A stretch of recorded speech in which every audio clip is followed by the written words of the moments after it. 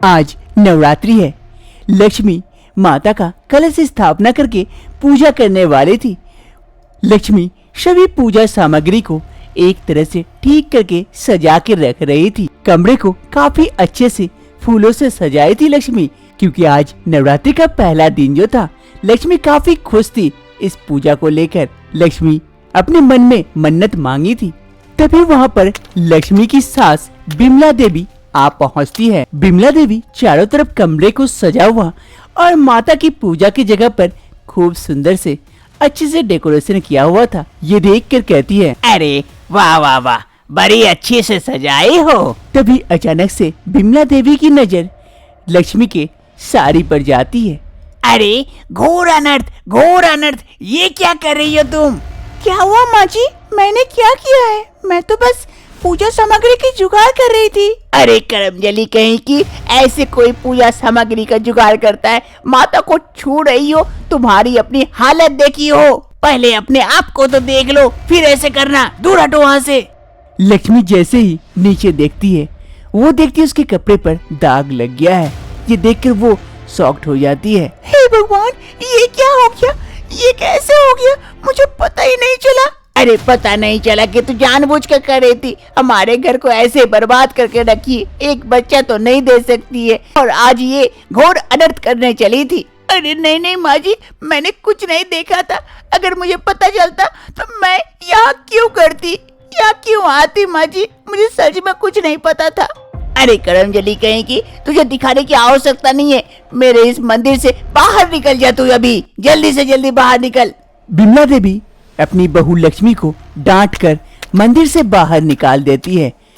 लक्ष्मी भी रोते रोते वहाँ से चली जाती है। ये बहू भी घोर अनर्थ कर दी। अब नहीं पता क्या होगा हमारे साथ। एक बच्चा तो नहीं दे सकती है, ऐसे ही हमारा वंश सूना का सूना रह गया है, और ये आज अनर्थ कर बैठी। हे भगवान, माफ कर देना हमें। लक्ष्मी अपने कमरे में बैठकर रो रही होती है। हे माता, ये क्या हो गया? मैंने आपके कितने मन से आपकी पूजा करने की सोची, और आज ऐसा हो गया। अब मैं क्या करूं? कैसे आपकी पूजा करूं माँ? कोई तो रास्ता दिखा माँ। तभी कमरे में लक्ष्मी का पति समीर आता है। लक्ष्मी को रोते देख उसके पास पहुंचता है। अरे लक्ष्मी, क्या हो गया? क्यों रो रही हो? आज तो तुम्हारा नवरात्रि शुरू होने वाला है ना।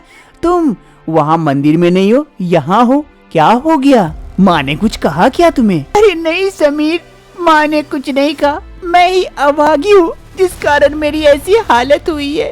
अरे क्या हो गया? बताओगे तभी तो पता चलेगा। बताओ क्या हुआ? हो सकता है मैं तुम्हारी कोई मदद कर पाऊँ। अरे आप क्या मदद करेंगे? मेरी मदद कोई नहीं कर सकता है। मैं और पूजा नहीं कर सकती हूँ। लेकिन क्यों लक्ष्मी, क्या हो गया ऐसा? मुझे पीरियड्स आ गए हैं। अब मैं माता की पूजा नहीं कर सकती हूँ। मैं मन्नत मांगी थी कि माता की इस बार कलश स्थापना करके पूजा करूँगी, लेकिन वो भी नहीं हुआ। मैं तो एक अभागी हूँ। अरे अब पीरियड्स आ गए हैं तो इसमें तुम्हारा कहाँ दोष? तुम क्यों अपने आप को कोस रही हो? अब कोसू नहीं तो और क्या करूँ? आप ही बताओ।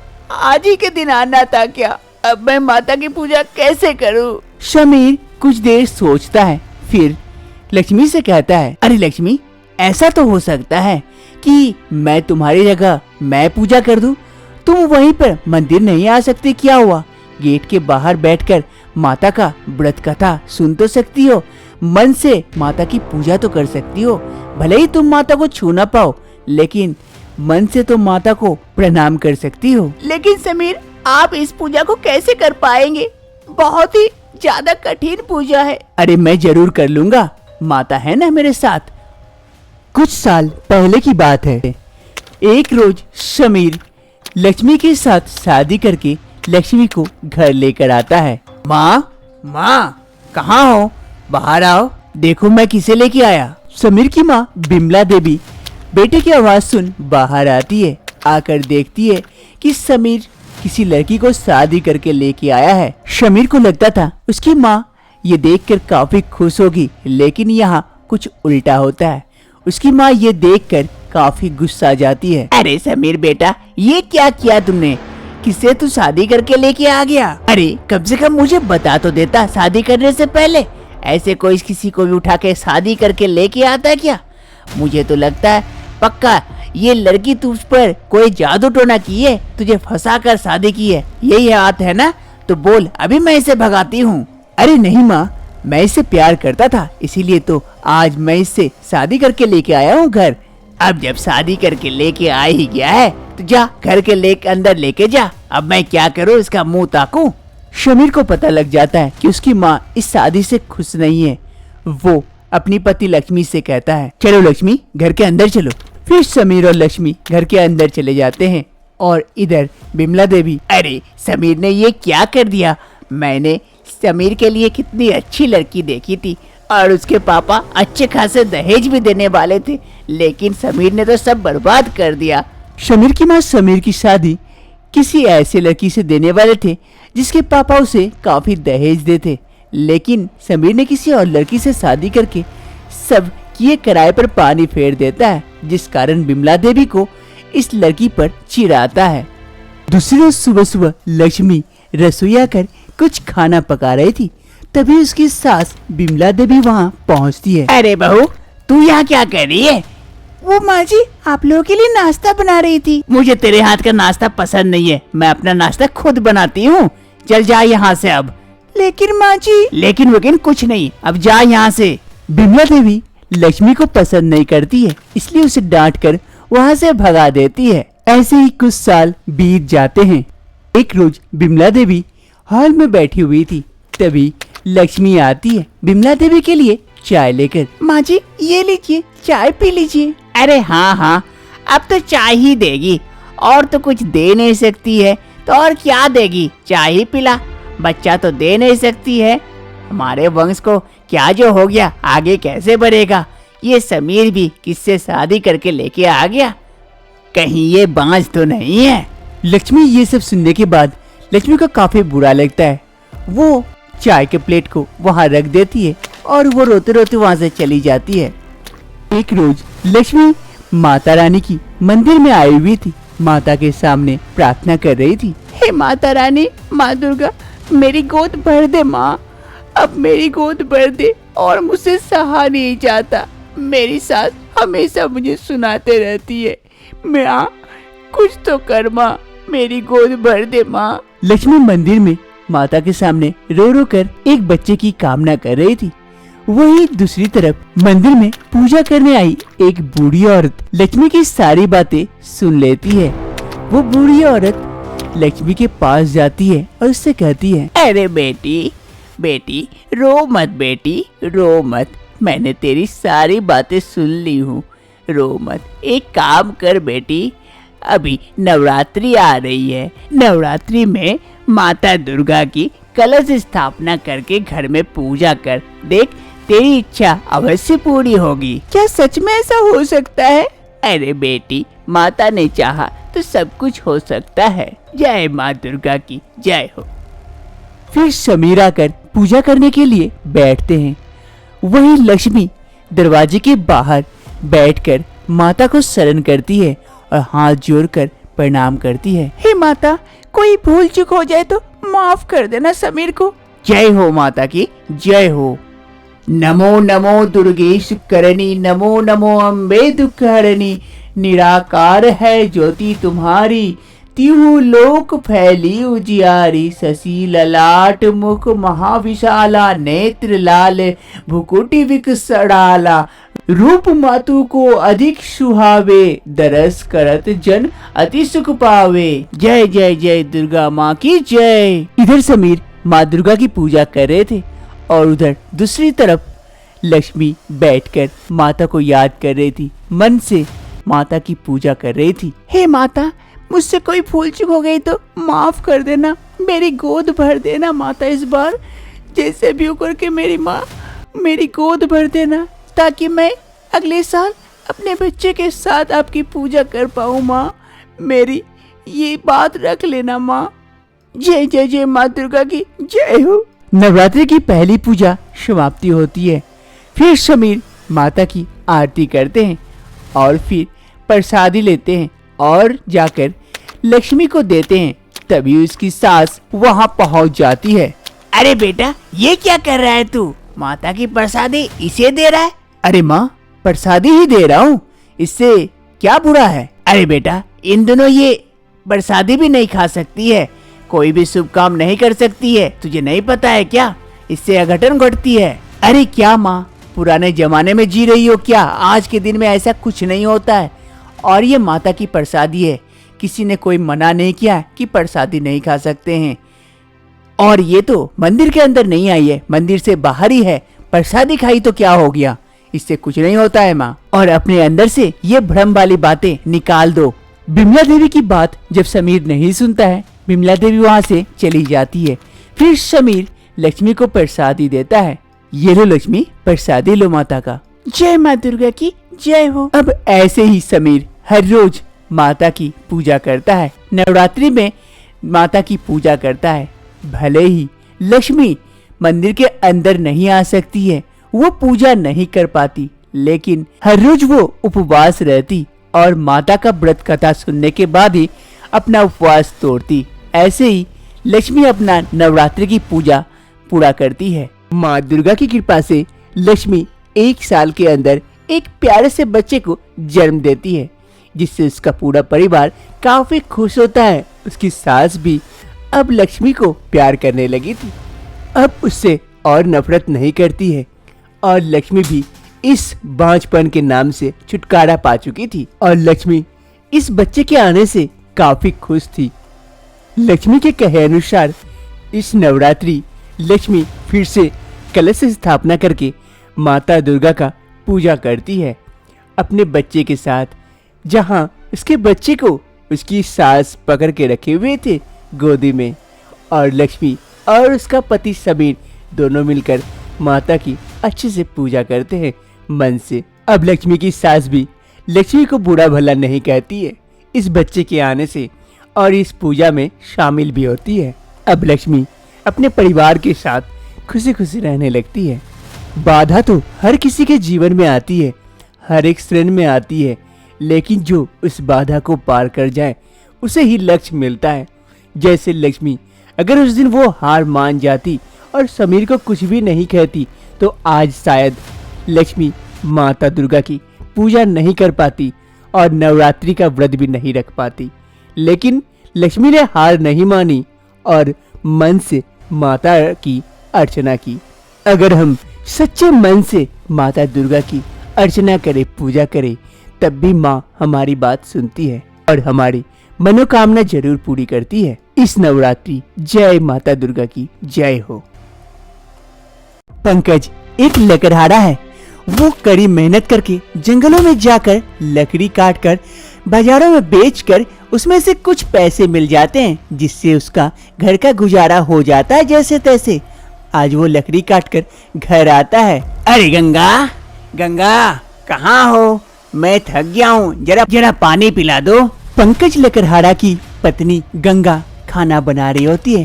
वो तुरंत जाकर एक गिलास पानी पंकज के लिए लेके आती है। ये लीजिए जी पानी। अरे गंगा, अब मैं क्या बताऊं, यहाँ इतनी मेहनत करता हूँ लेकिन बाजारों में बेचकर फूटी कौड़ी मिलती है, कौड़ी के भाव बिकते हैं ये लकड़ियाँ, और घर तो जैसे तैसे चल रहा है।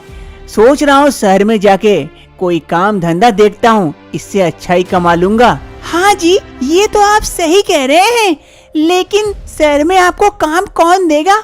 आप तो कभी शहर गए नहीं है। अरे मिल जाएंगे मिल जाएंगे, 1-2 दिन घूमूंगा, कहीं न कहीं कोई नौकरी जरूर कर लूंगा, इससे तो बेहतर ही कमाऊंगा।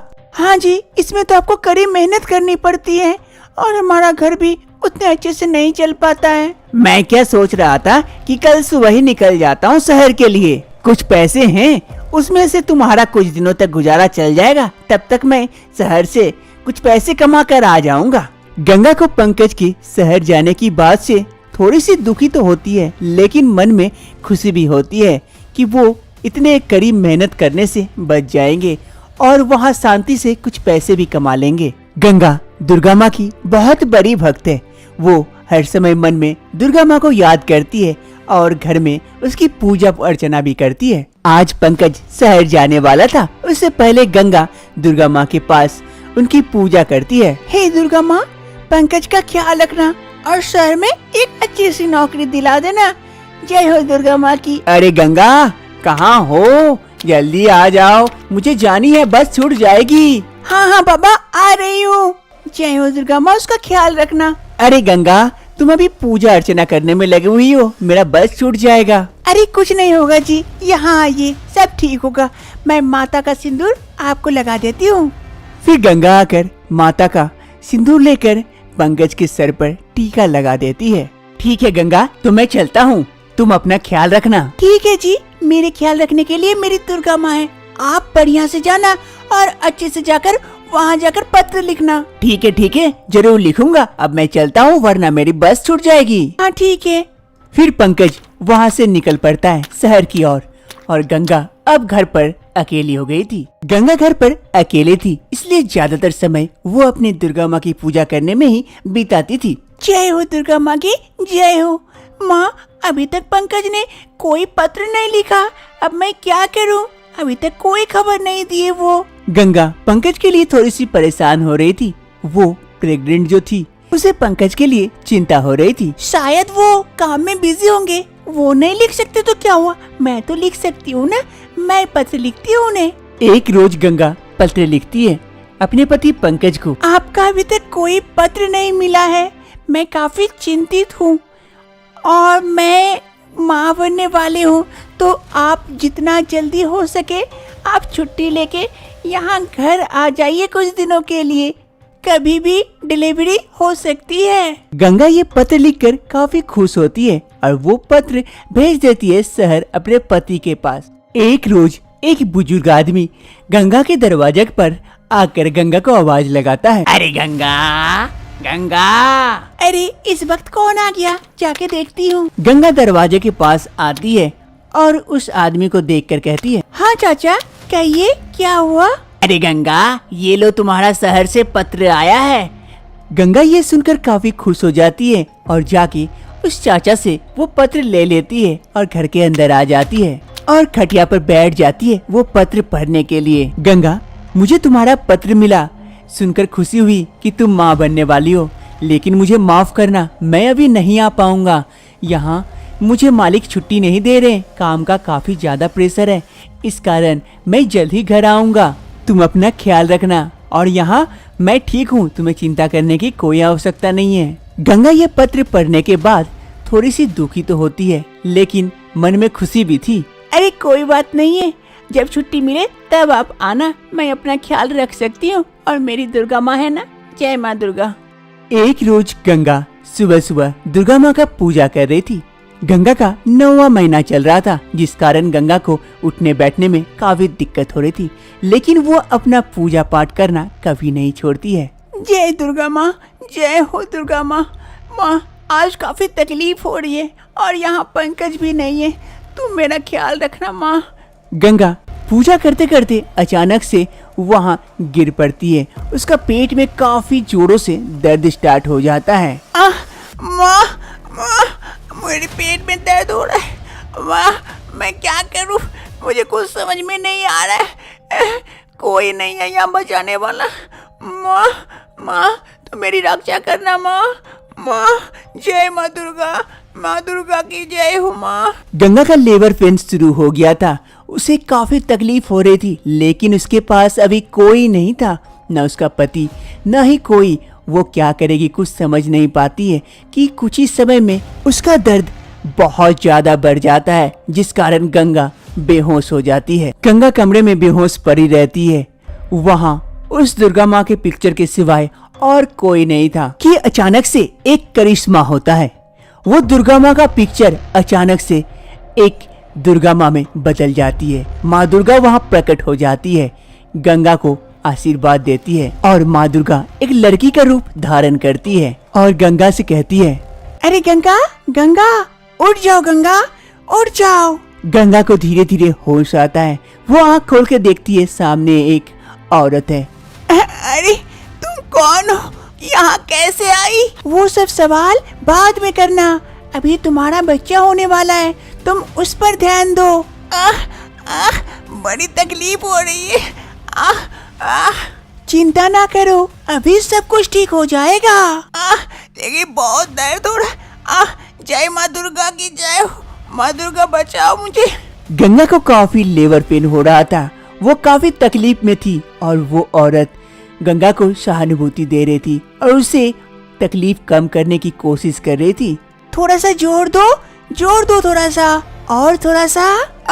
नहीं हो रहा है मुझसे, नहीं हो रहा है मुझसे। हो जाएगा, सब ठीक हो जाएगा, अभी हो जाएगा।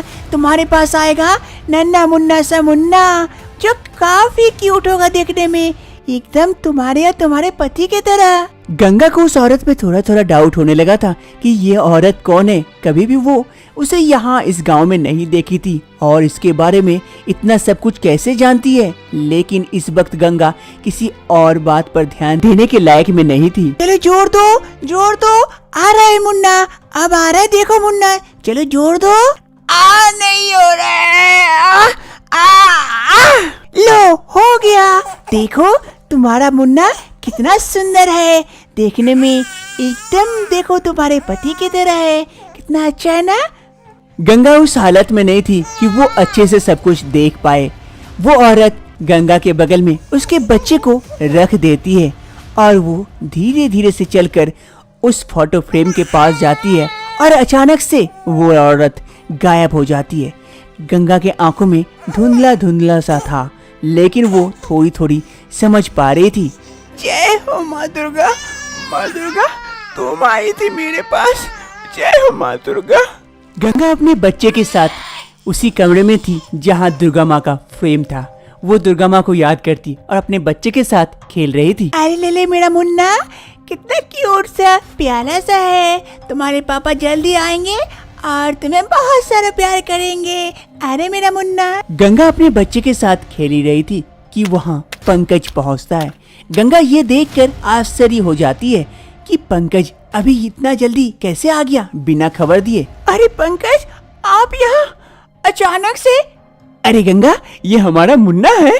कब हुआ मेरा मुन्ना? जी कल ही हुआ है। अरे लेकिन आप तो कह रहे थे अभी आ नहीं पाएंगे, तो अचानक कैसे? अरे नहीं पता सेठ जी को क्या हो गया, अचानक से मेरे पास आए और कहने लगे, जाओ पंकज, 1 हफ्ते की छुट्टी तुम्हारी, तुम घर से घूम के आओ। जो सेठ जी छुट्टी देने को तैयार ही नहीं थे, वो अचानक से आके खुद छुट्टी दे दिए। ये सब मेरी दुर्गा माँ की कृपा है, इसीलिए तो आपको यहाँ भेज दी। हाँ गंगा, अब मुझे भी विश्वास होने लगा है, सभी दुर्गा माँ की कृपा है। जय माँ दुर्गा। लाओ गंगा, बच्चे को एक बार लाओ मेरी गोदी में। फिर पंकज उस बच्चे को अपने गोदी में लेता है। अरे अरे मेरा मुन्ना, मेरा लल्ला, कितना प्यारा सा है, मेरा क्यूट सा बेटा। अगर दुर्गा माँ की कृपा हो तो सब कुछ भला होता है और सब कुछ आसानी से हो जाता है। उन पर विश्वास रखे, विश्वास पर ही सब कुछ कायम है। जय माँ दुर्गा की जय हो।